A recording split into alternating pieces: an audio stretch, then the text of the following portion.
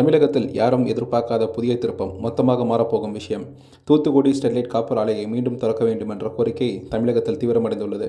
தொழில்துறையினர், தொழிலாளர்கள், பொருளாதார நிபுணர்கள், மக்கள் என பல தரப்பிலிருந்தும் விவகாரத்தில் தமிழக அரசு மறுபரிசீலனை செய்ய வேண்டும் என்ற கோரிக்கை வலுத்து வருகிறது. உலகளவில் மின்சார வாகனங்கள், சூரிய மின்சக்தி திட்டங்கள், தரவு மையங்கள் உள்ளிட்ட பல துறைகளுக்கு செம்மண் தேவை வரலாறு காணாத அளவிற்கு உயர்ந்துள்ளது. இந்தியாவும் உற்பத்தி மையமாக மாற முயற்சி செய்து வரும் நிலையில் செம்மண் போன்ற அடிப்படை மூலப்பொருட்கள் தேவை முக்கியத்துவம் பெற்றுள்ளது. 2018ஆம் ஆண்டு ஸ்டெர்லைட் ஆலை மூடப்பட்ட பிறகு இந்தியாவின் உள்நாட்டு செம்பு உற்பத்தி கணிசமாக சரிந்ததாக தொழில்துறை வட்டாரங்கள் தெரிவிக்கின்றன. இதன் காரணமாக இந்தியா இறக்குமதியை அதிகம் சார்ந்த நாடாக மாறியதுடன் உற்பத்தி செலவுகளும் உயர்ந்துள்ளன.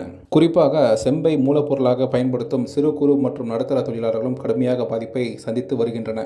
ஒரு காலத்தில் இந்தியாவின் செம்பு தேவையில் முக்கிய பங்காற்றிய தூத்துக்குடி ஸ்டெர்லைட் ஆலை நாட்டின் மொத்த செம்பு உற்பத்தியில் 36% பங்களிப்பை வழங்கியது. தமிழ்நாட்டில் பொருளாதார வளர்ச்சியிலும் அந்த ஆலையின் பங்களிப்பு குறிப்பிடத்தக்கதாக இருந்தது. ஆலையின் மூடலால் ஆயிரக்கணக்கான நேரடி மற்றும் மறைமுக வேலைவாய்ப்புகள் பாதிக்கப்பட்டதுடன் அதனை சார்ந்த போக்குவரத்து, சிறு தொழிலாளர்கள் மற்றும் தேவை துறைமுகம் பின்னோக்கி சென்றன.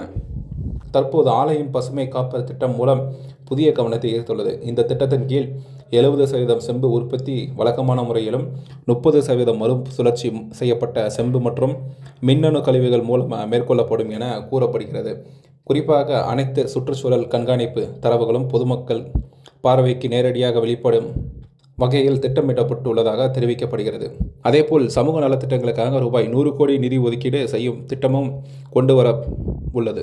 ஆலை மீண்டும் திறக்கப்பட்டால் சுமார் 4000 நேரடி மற்றும் மறைமுக வேலைவாய்ப்புகள் உருவாகும் என்று, உள்நாட்டு செம்பு உற்பத்தி அதிகரித்து இறக்குமதி குறையும் என்று தொழில்துறை நிபுணர்கள் தெரிவிக்கின்றனர். நாட்டின் பொருளாதார தன்னிறைவு, தொழில் வளர்ச்சி மற்றும் வேலைவாய்ப்பு உருவாக்கம் ஆகியவற்றை கருத்தில் கொண்டு ஸ்டெர்லைட் ஆலையை மீண்டும் திறப்பது குறித்து தமிழக அரசு விரைந்து முடிவெடுக்க வேண்டும் என்ற கோரிக்கை தற்போது அதிகரித்துள்ளது.